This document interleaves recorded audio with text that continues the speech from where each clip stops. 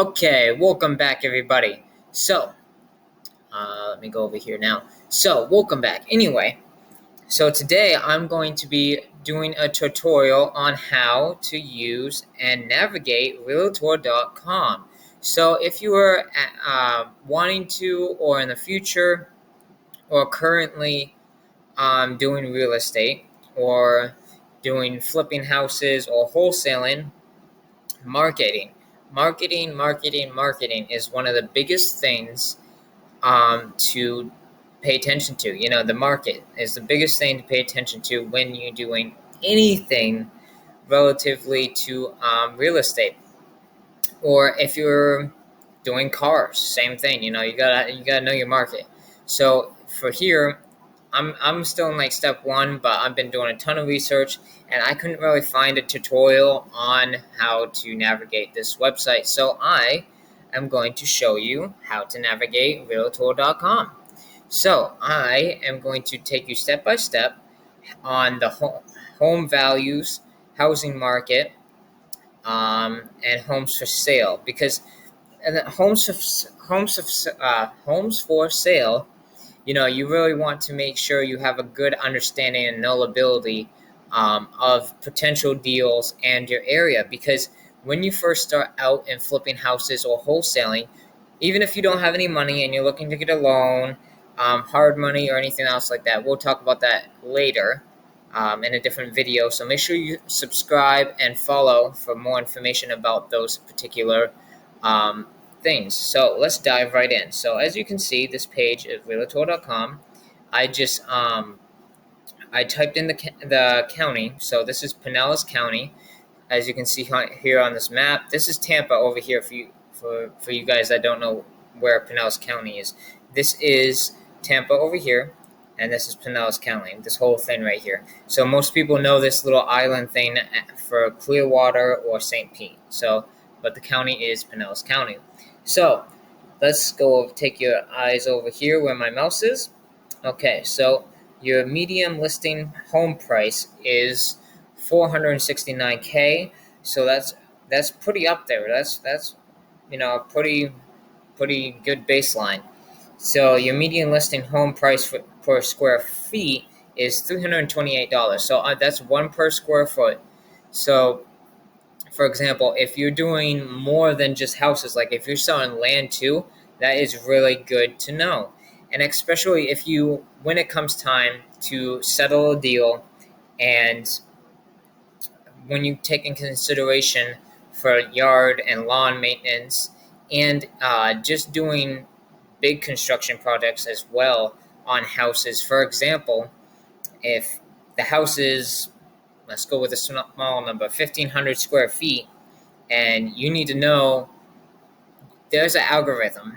I have it written down somewhere, but basically there's an algorithm where you can plug in the price square feet with how many feet how big the house is, to figure out an estimate of how much money you're going to have to put in to that house to make it where it needs to be to get top value.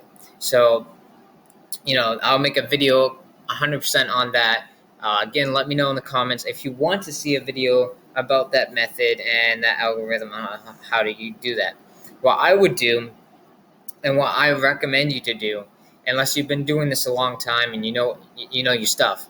So go to the house, take a notepad with you, take a contractor with you, take an electrician with you, or unless you like somebody like me that really knows your general ability, like for that kind of stuff, like flooring. Like if you go in a room and it's obvious that it needs flooring, you can calculate that basically kind of yourself. You want to take notes, you want to write down what the house needs for work. So take all that in consideration when you're looking at the price per square feet. All right, now the medium sold home price is $410K. So you might be asking or wondering, what's the big difference between medium sold home price and then medium listing home price? So basically, my thought process on that means, like, this is your average listing. So somebody that's trying to sell their property might list it go based off this and list it for a little bit higher than what it's actually going to sell for. So, for example, this is saying the listing price of your average home is $469K, right? So if somebody sees that and they list their home for $500,000, 500K, they're probably the average sold. They'll probably only sell that house for like maybe a little over 410K because that's the average price sold. So that's the best example I could really think of to try to explain that. So if we scroll down a little bit, just right here, real estate highlights in Pinellas County. So what this really is, this is like popular, uh, your most popular houses for sale right now. So let's see.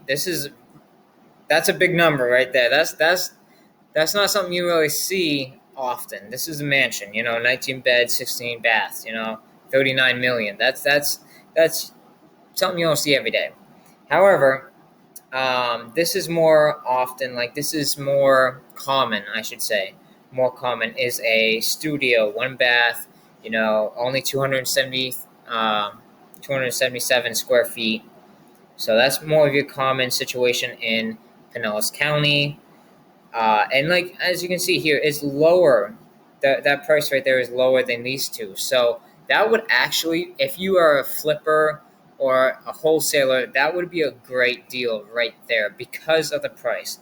Because if you go in to a studio and it's top end luxury studio, you could probably get that for close to 400K. So that is a pretty low. So that might be an investment or a deal. That you might be able to get that. That might be really good. But again, you would have to go check it out. You would have to go on site and look at this property to assess what the value is in that property. And then you got your most affordable, which is a one bed, one bath. And I'm not positive if this one is for rent because that is a really low number. So 1,400, that's a really low number. But if you're just starting out for flipping and investments, that would be good. That would be good. You would have to look at where it is. It says lot right here. If you can see down here where my mouse is, it says lot 263. So that really is, well, it's a lot number. So you got to take in consideration what the regulations are in that park, what the regulations are. Is it an senior park? So is it 55 and up? So you really got to take in consideration if you're going to do something like that for a rebuild, you need to take that in consideration. So for example, if you buy this and you turn it into a 100% luxury mobile home thing, then you got to look at who wants to buy that. If you put 10 grand into that, you need to know who's going to buy it and how to sell it. So, but this is a great tool. Realtor.com. Oh, hold on. I just zoomed in too much. But Realtor.com is a great tool because they show way more than the market. So if you look here on the right, and you don't have to sign up or log in to see what I'm seeing. So that's an awesome, great thing about this. And I'm pretty sure it's just email, and I'm pretty sure it's for free as well. So, but if we look over here, it offers to show you schools, flood zones, wildfire zones, noise, and of course transportation and these other things over here. So let's click on home values. Oh, so it's right here.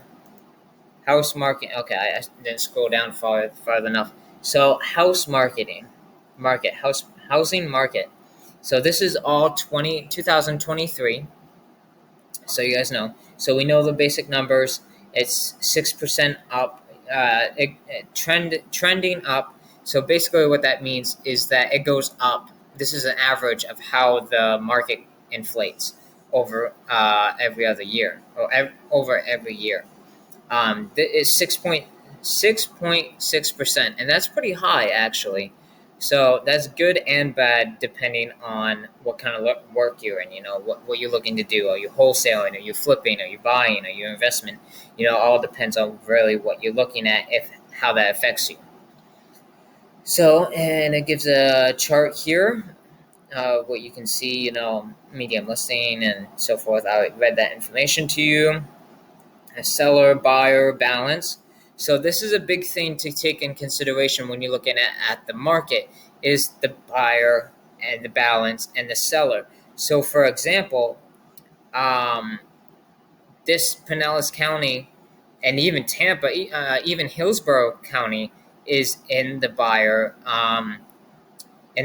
market, which is awesome. It's good. That is right where you want it to be for investment, for house flipping, for wholesale. It is in a perfect area. So Pinellas County and Hillsborough County is perfect for flipping houses, for buying houses, for wholesaling.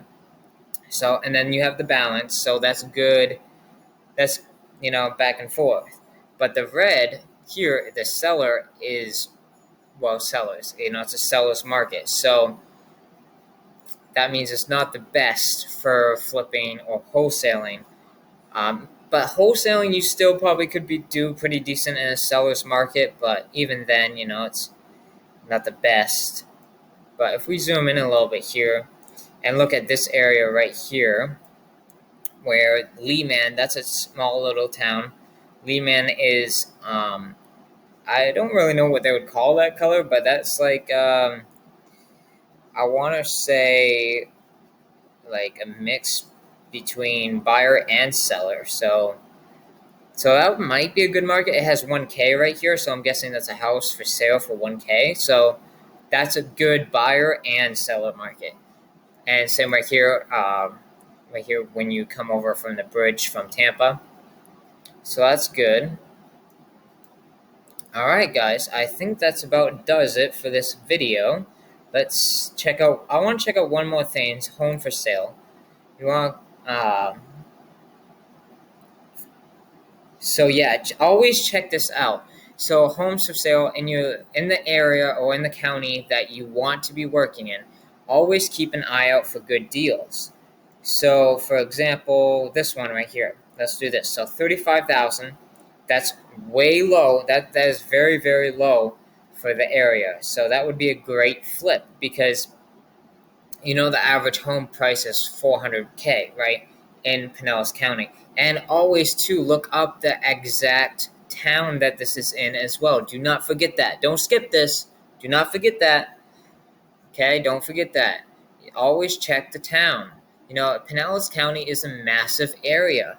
If you're going to buy this house and flip it, you need to make sure that you can get top value out of it in that town.